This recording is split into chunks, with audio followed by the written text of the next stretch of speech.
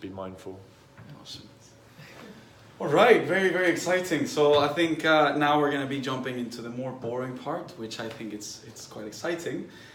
This is addressing the points on questions of how can these issues be tackled. Often the answer is, well, it's quite specific for every use case. This is a presentation to abstract those conversations into a more consistent process that can be followed around a more general sense.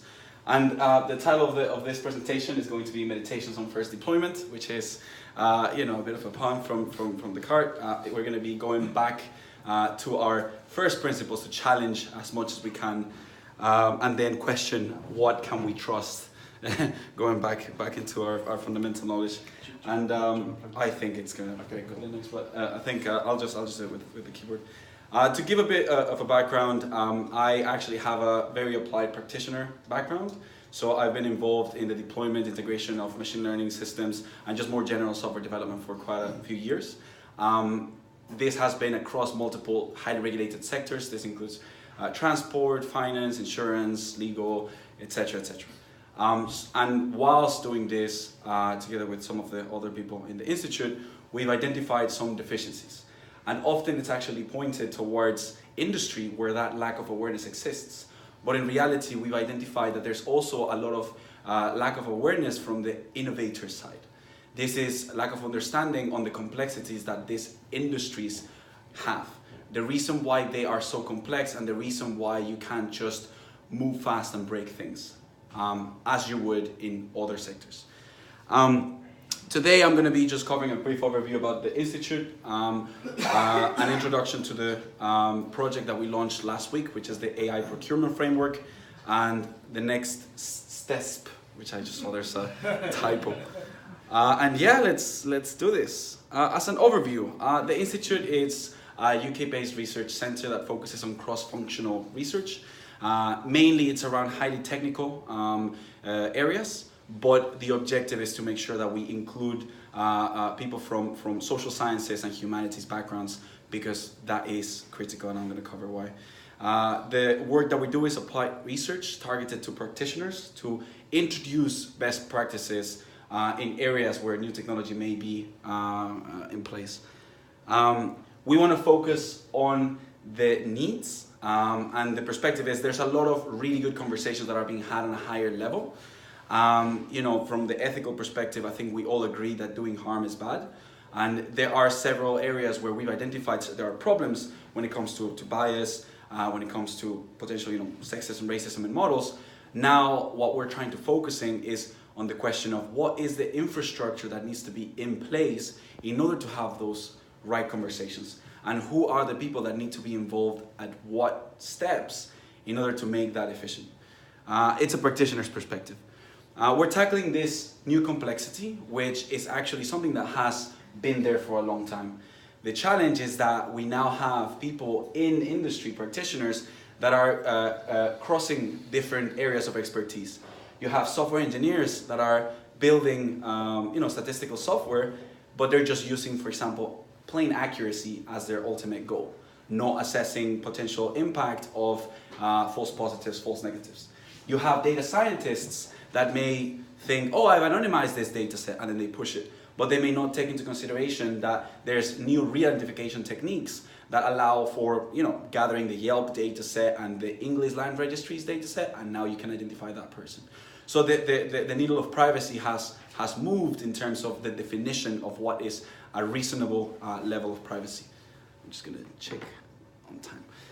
And then you have the perspective that was mentioned by the Seldon team, which is the DevOps introduction, which is all of these challenges of putting these systems in production.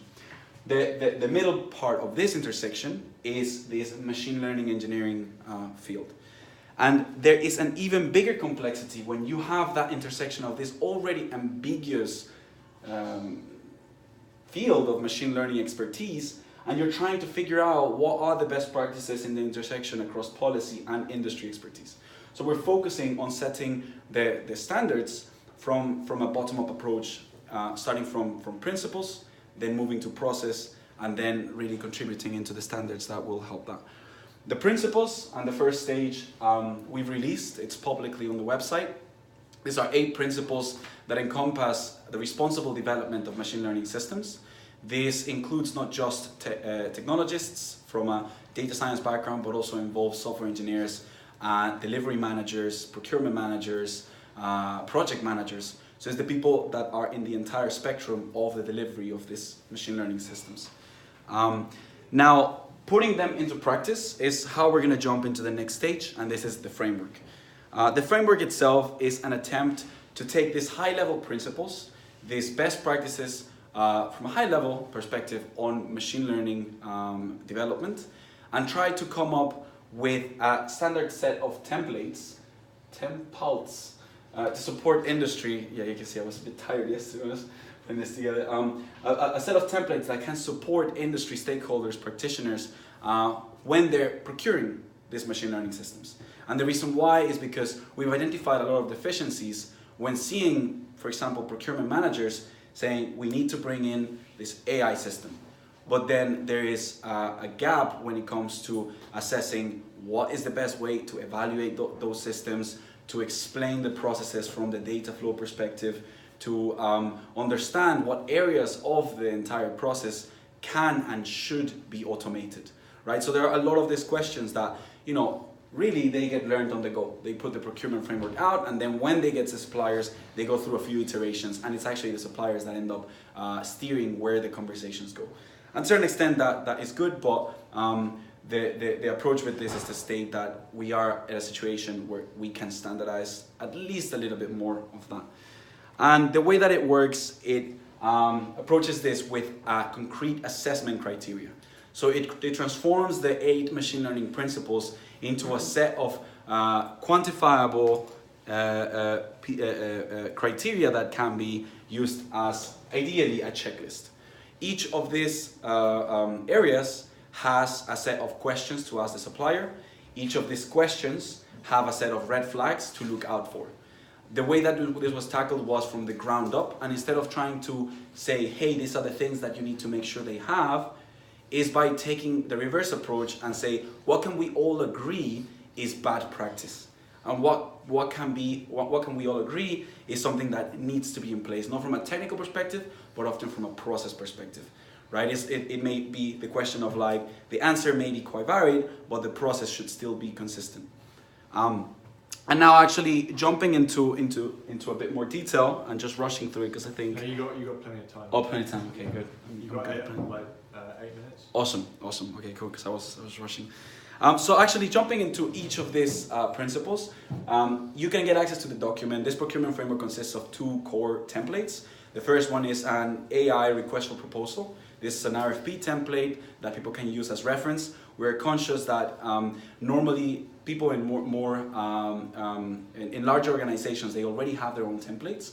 So this is to be used as a reference and as a guide. It was put together by a set of both practitioners, academics, and technologists.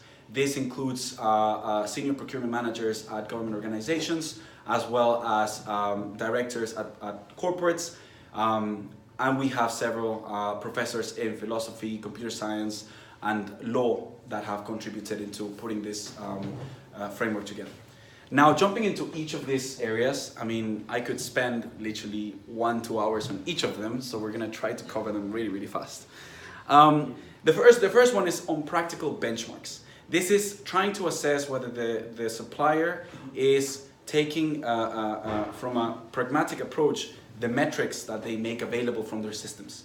So this is from an accuracy perspective, making sure that they have statistical metrics that go beyond accuracy. This could be precision, this could be recall, this could be reasonable ways to compare classifiers, like, it could be just t-tests, or it could be ROC curves. But often you see startups that are just proposing plain accuracy, right? And sometimes that may actually have a detrimental effect in the use case, because false positive might go through, and it just so happens that it was a regulatory compliance exercise, and that can cause a financial crisis, right? And I think this is why it's important for each use case not to focus on what are the general metrics that always need to be provided, but this point would focus on things such as, does the supplier have a process to or an infrastructure to make available statistical metrics beyond accuracy?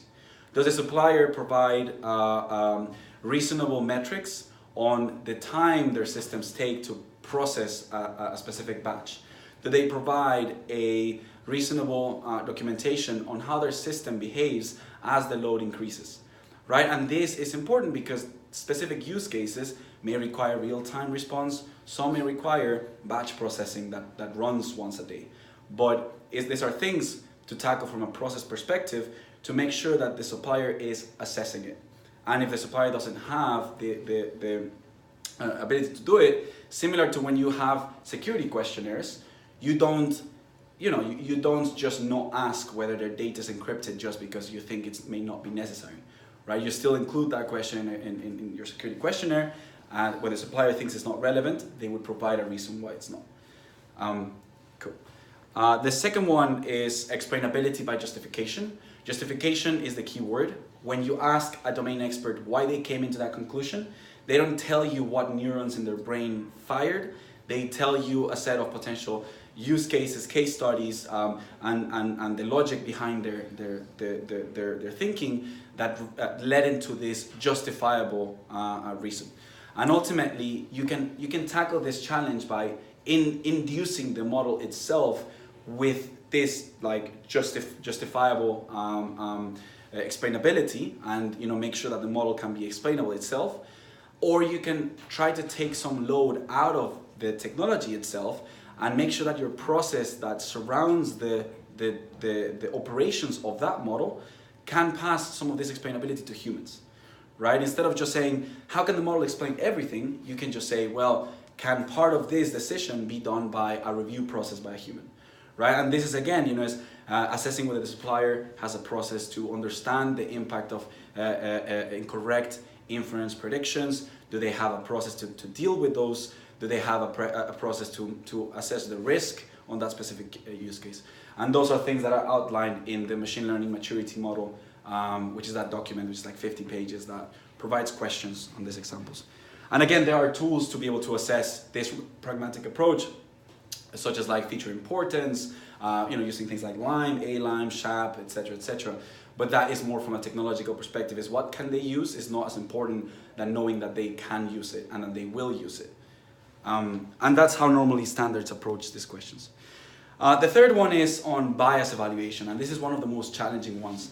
The way that we propose it is by augmenting the traditional data science workflow of data analysis, feature engineering, selection of models, selection of accuracy function, to the actual process approach, which is basically get the data, analyze the data, document bias, build the model, analyze the bias, document the bias. And this perspective is how can you introduce these domain experts when doing this? I mean, when you have a psychological piece of research, you need to go through an ethics board approval. You need to make sure that you go through all of the checkbox forms.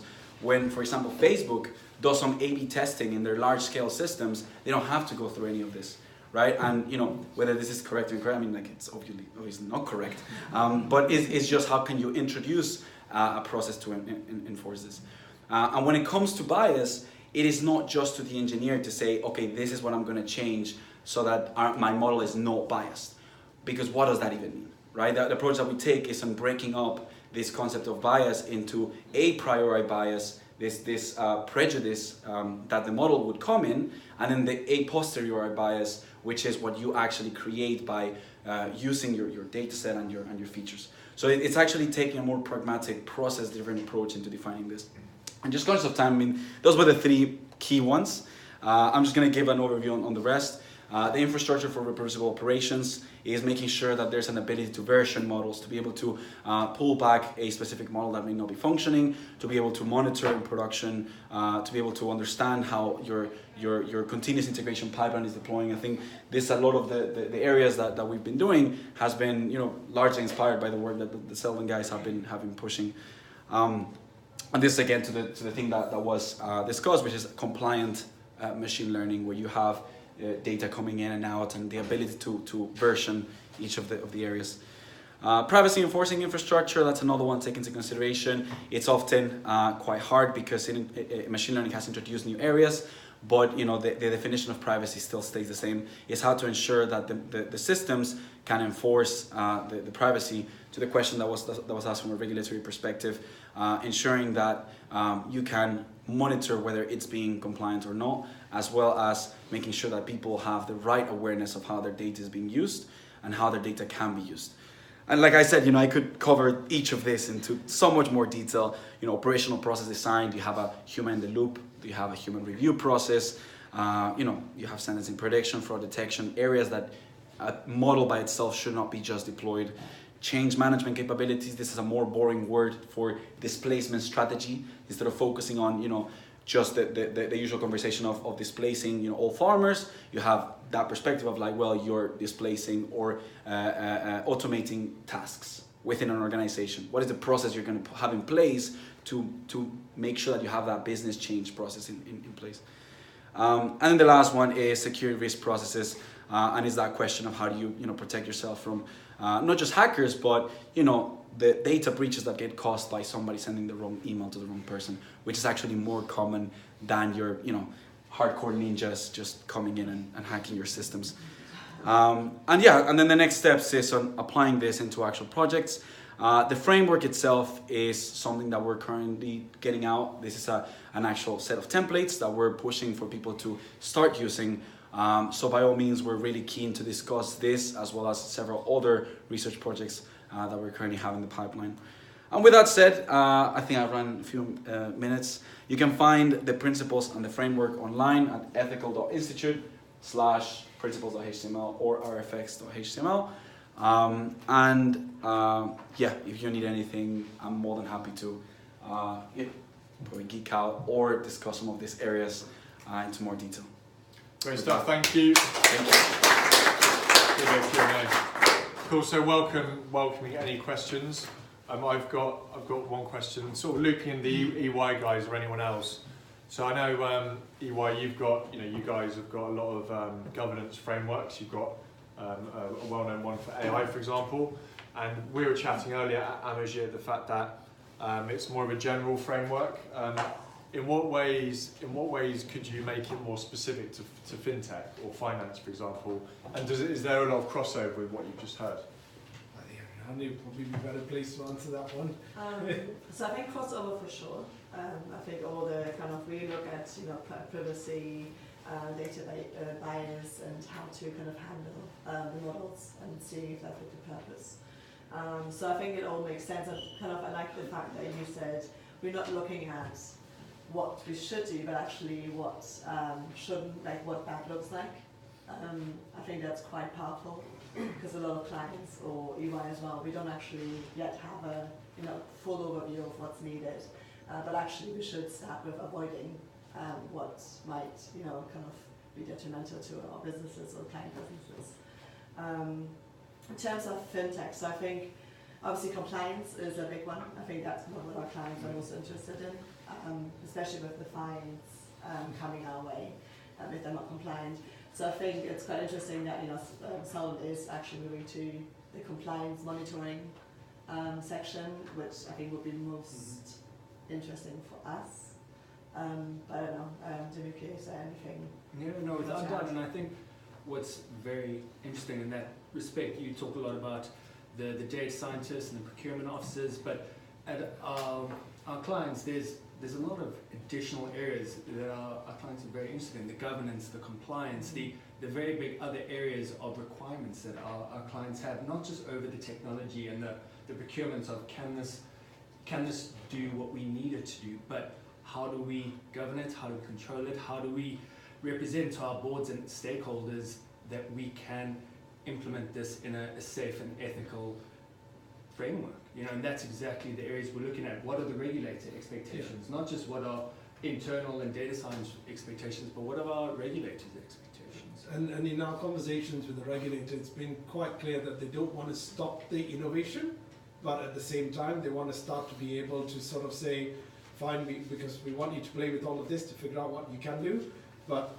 at some point when you start to sort of rely on this, then we really need to make sure that you can explain to us why it's happening. And I think you've already seen some speeches by both the SEC in the US and the FCA and the PRA in the UK, both effectively saying the same thing in the last couple of weeks, which is that we're very happy for people to play with all of this, but the moment you start to use this to actually make business decisions and the rubber hits the road, we really need the explainability guys.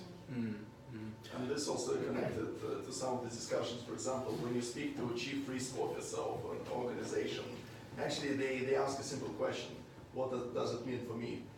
AI, you mentioned cloud, is another technology, another layer of complexity. Other technologies, DevOps, agile overall development principles. So with all of this, for kind of the maybe more technical guys are using data scientists, developers, people in CISU, they will ask a simple question. Okay, so what does it mean for me? And in the simple terms, ability to explain to those in position with governance and organization is really important, and this is where probably a kind of connection between what you guys in Seldon doing with kind of helping to protect the interests of also your customers, of those organizations, is a really important link, and also being a part of the the Institute of Ethical AI, together with the regulators, it becomes like an AI ecosystem. And I don't know, this is my personal opinion, but I see that, again, regulators are not saying that these are the rules. I think they just maybe a bit of waiting for, okay, so where actually it goes, and in having such a round table and sharing opinions probably is the right way to emerge and to get that answer. Because again, like in EY, we're not saying getting assurance over AI. No way. It's too much. It's too much. Like confidence. Let's start with confidence. So I think just on that note, this is an interesting perspective, because the way that we've managed to push it is by not going straight into the regulation perspective, but really tackle into the, can call it conflict of interest from the industry to be self-regulated, right? They have, and I think the UK has a very, very interesting approach into that, where safety is a means to increase productivity, because it enforces people to actually follow best practices. And I think having that approach on like best practices and standards allows both suppliers and industry practitioners to enforce best practices. Now, in terms of that point that you were saying, it's an interesting thing. I think specifically we can see it a lot in privacy, where you can actually get people to understand what privacy they're getting, but the challenge is that with new technologies, if you say, okay, I'm going to give you access to my payment history, they may remove the name, they may remove the address, but what you may not be aware is that the collective data set may give you a benefit and set of use cases on the data set that the people may not have been aware of. And they may say, hey, that's not fair, why are you using that data set for me? And then the organization may be like, well, you told us that we could use it, right? So what needs to be in place is an alignment on this concept, which is what are the things that we're trying to aim for? And that will avoid the conversation of this binary decision. It's either we innovate or we respect your privacy. Either we innovate or we don't have risks. And I think the only thing that this actually forgets is if we can agree on that level of what is reasonable privacy, what is reasonable risk, then the rest can come, right? Then you can actually start having the innovation, you can start having the other side. So this is the attempt, is on the standard and best practices perspective. Okay, last question from that. I think there are two issues here. One is what you just talked about, is the privacy, bringing the data set and whatever. This one. The other thing is that the models that after because the machine learning model at the end they are like statistical tool, that's what they are, and they find pattern in the data. So when we say about bias, about explanation, about everything about this, it's the data that is biased. The machine learning model find a pattern that is in the data, and it can turn out to be bad. The data is generated by humans. Now, the machine learning model take informed decisions based on this data. So the key point is their responsibility. Because if a human takes a decision based on an informed decision, it can be held accountable for the decision that he takes. Autonomous driving is the example of it. When it's a classic problem where if an autonomous driving car make an accident, who is responsible? Yeah, the company, the model, the technology. Software development. That's it. I think all the problem, all the ethical problem, they all stem from this point. Yeah. They all come down. So I am going to disagree on that, and I'm going to tell you why. The reason why I disagree is because we cannot use. So two points. The first one is people tend to use the self-driving car problem. Self-driving cars are really hard. They're pushing the boundaries of prediction, perception, policy, safety. They're really pushing the boundaries on a very hard problem. But most of the use cases in industry, not all, but large percentage of the use case in industry, are simpler. They're not as complex as self-driving cars. And, again, touching from the bottom up, it's about making sure that how can we address the fundamentals and then try to move from there. Like, you're gonna have tons of areas where people are using random forests, they're using, multivariate regression, they're using sometimes neural networks, but, and then that leads me to the second point, which is all data sets have a bias. I do agree with that perspective, but at the same time, let's take the example of prediction of income. Right? You may want to have a model that predicts whether somebody earns more than 50K or less than 50K. Your features might be things such as location where the people live, ethnicity, gender, etc., etc., etc., job, whatever. And the model itself may just be trained with all the features, and the model will then be carrying that statistical bias. But saying that that is just the thing that will happen, and I know that that's not what you mean, but a lot of the times people tend to forget that just leaving it like that would just be a lazy thing. It's about taking a step back and understanding, well, okay, is it because of the features that currently train this model that then would be an embedded bias that in 5 years it would be unfair, right? And then it's maybe not having, gender or ethnicity being the features with the most important, but having things like the other set of features actually feeding into the model, making that the stronger predictions. So I think that the case that I'm trying to make with this is not on addressing the perspective of just bias in general, but is what are the processes that can be in place to analyze feature importance, to document feature importance, to analyze the features and the inference results, and how to standardize the processes, and then follow on with actually having industry specific areas. Can I make a quick comment? Yeah, of course. It's just, I agree.